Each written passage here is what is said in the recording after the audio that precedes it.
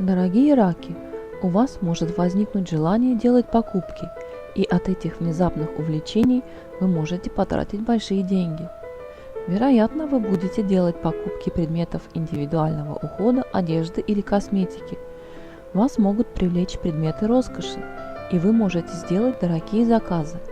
Развлекайтесь, конечно, но не следует подрывать свой бюджет.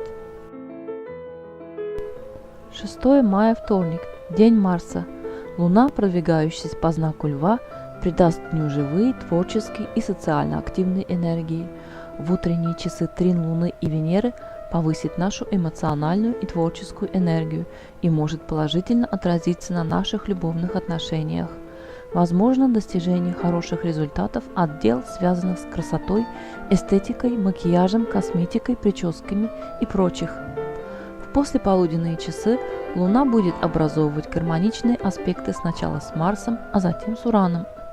По причине возросшей энергии и мотивации мы можем предпринять важные шаги как в деловой, так и в личной жизни.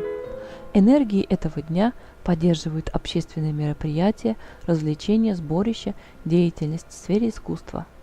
Гармоничный аспект между Солнцем и Юпитером может способствовать удаче, повышая оптимистические энергии.